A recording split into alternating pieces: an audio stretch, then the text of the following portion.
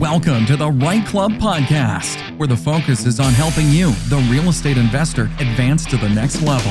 And now let's join this week's hosts and share ways for you to customize your life. What are some of the challenges along the way that you experienced? That's a good question.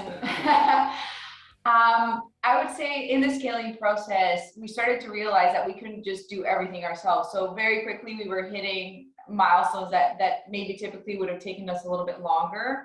And we're like, okay, we can't do all these things ourselves. And we started to realize that, okay, we have our power team, for example, but as we started to move on to different markets, we started to realize, okay, well, this power team needs to be now more specific, like region specific. Like we had an investor-friendly realtor. Okay, well, now we need a flip investor-friendly realtor to really bring us those kinds of opportunities, or we need a specific realtor that's investor-friendly in Niagara because whatever reason, right? So I think we started to realize that we needed more and more systems. And quite honestly, it was due to, I would say, stress, too many things at one time. And that's where we had to step back and say, okay, if we really want to continue to scale, what's our bottleneck right now? And what do we need to put in place so that we can continue to grow? So I would say that that's definitely one thing. Yeah. Another thing that comes to mind for me is something that is self-inflicted, right? We've talked about this before, is that glass ceiling, or that self-limitation that we put on ourselves, thinking, okay, we never thought that we could buy 10 plus properties or get 20 plus units.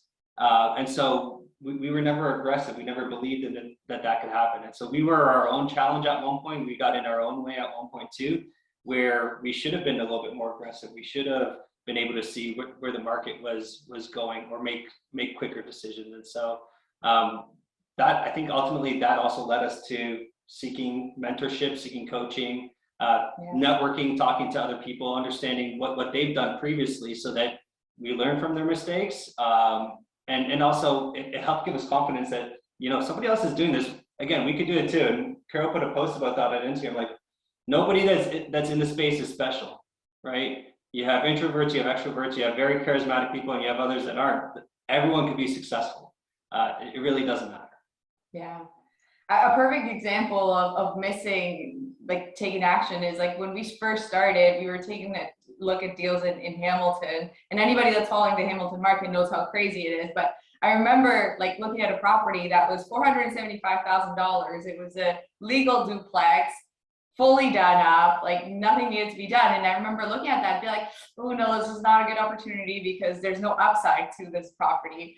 I feel like anybody listening to us that knows the Hamilton market is probably cringing at me saying that, and we do too. So those are some of the big lessons I would say that we've learned, and now we're a little bit more aggressive in terms of getting ahead of ourselves and learning more about different things like private lending and different types of structures that allow us to scale without that glass ceiling. So now if we don't hear no, then we just keep going until somebody else tells us no other than ourselves.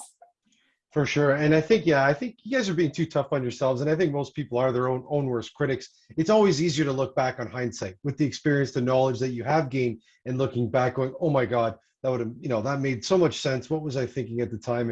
And I think about that as well, thinking like, what was I doing working full time, in my 20s? I should have been real estate investing. And now we see so many members of the REITE Club that are starting at a younger age. And I'm going, yeah, good for you guys. That's awesome.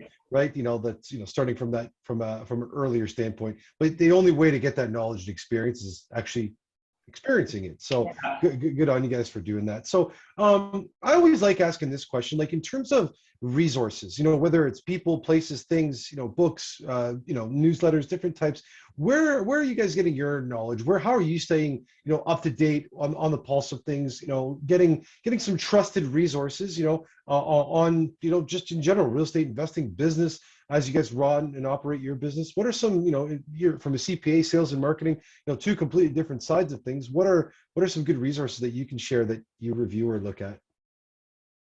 Obviously listening to this podcast right here, right? I mean, that's number one. Well, I mean, we do different things, and we're always investing in ourselves. And so, we just spent thousands of dollars again this year on coaches, spending hundreds of dollars on books. We try to, we read 10 pages a book a day of something that's of interest to us. So we're trying to grow mentally. We're trying to grow our network and our group of friends within the network as well. So reading, looking at groups, you could jump on Facebook. Podcasts is something else that we look at. Yeah, and we're always constantly analyzing, okay, where do we want to be 3 months from now? And what's the first thing that's going to break if we want to get to that goal? So if it's private lending at whatever given time, or funding, then we say, okay, well, we need to talk to somebody who knows about funding. So then we focus those 3 months in solely connecting with people that have gone through that process. Similarly, we went through the process of incorporation and all that stuff. So during that time, a big focus was talking to other CPAs that have gone through the process and getting that understanding, so that we're always challenging ourselves and saying, okay, like, where do we see this being a problem, so that we know how to train ourselves before that problem happens. Yeah, that's great. And I mean, it as you're saying this and you're talking about your goals, I'm just curious to know, if you've got some 2022 goals, and if you wouldn't mind maybe sharing 1 or 2 of them of what you'd like to focus on for this year. So by the end of the year, we definitely would like to replace at least one of our incomes. So far, there's been a lot of expenses that have gone into growing our business. So we want to make sure that we're at a point where we've outgrown those expenses and actually are replacing our income. Do you have another one? I mean, just acquiring more properties, right? Like, it's a competitive market, Sarah. You were saying, we got to look more and more off market too. And so for us, at a minimum, we want to keep acquiring one property a month. That could be a 10-unit property. That could be a single family home. We just want to make sure that we're constantly just acquiring assets and figuring what to do with them. Yeah, I do like the off-market aspect of it too, in the sense that most of the time when you're finding something off-market, it really is rundown properties, right? And with such a housing crisis, it's pretty awesome to be able to convert those into actually living spaces for the community. So that's pretty rewarding as well. And we're looking into ways that we can give back more to the real estate community and allow others to really jump into doing this without that fear that we originally had. Because the best advice we could give ourselves is do it sooner. So how can we help others take more control of their financial future sooner? Yeah, and I mean, and the off market too. That what's so great about it is that oftentimes the most opportunistic opportunities that come your way is when you're actually helping somebody else as well.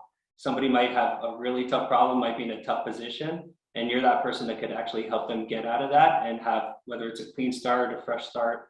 And so for us, it's also finding that win-win situation when it's off market. You have more of an opportunity to help people that way. Yeah, I love that. And, you guys are really just putting yourselves out there and, meeting as many new contacts, having conversations. Can you share, I don't know, maybe an interesting story or something that surprised you, when it was maybe acquiring a property, or something where you're like, oh my God, did that just happen? Or you guys are looking at each other, maybe holding your little guy and be like, oh my God, can you believe this? We just acquired a I don't know, something like a real, an interesting story that was, that you look back on, and maybe in the moment it was a little bit scary, but now with that experience, now you've gotten it's like, oh, okay, that's so great. I'm not sure if this is a story you're looking for, and I think Brandon knows exactly where I'm going with this, but we're really big believers on energy and really putting ourselves out there, and we constantly go out for walks, we constantly drop off notes. And we weren't wearing anything that said, or we buy houses or anything like that, but we went on a walk one day and this random lady out of nowhere was like, you want to buy my house? Just out of nowhere. Well, she asked us how old the baby was Yes. first. And then her next question was, are you guys looking to buy a house? And we're like, oh, okay. Yeah, we were just out for a walk. I realize as I'm telling you this, it might not sound as exciting as it was for us at that moment, but it really, I don't know, to me, it made me almost want to cry, because I really feel that you attract what you put out there.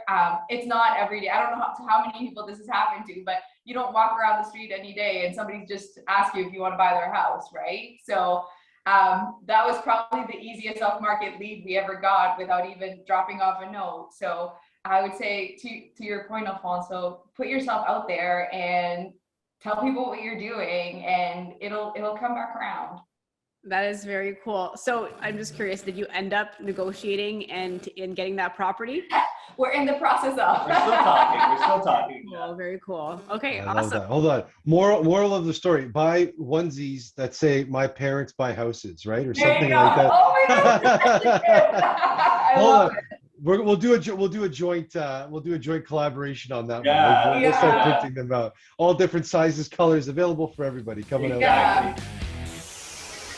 Thanks for listening to the REITE Club podcast, where the focus is on helping all levels of real estate investors advance to the next level and help you customize your life. Be sure to tune in next week at reiteclub.com/podcast or wherever you listen to podcasts. And if you get a few seconds, please rate the podcast wherever you're listening. It helps the show get noticed by others like you, and we truly appreciate it. And don't forget to subscribe.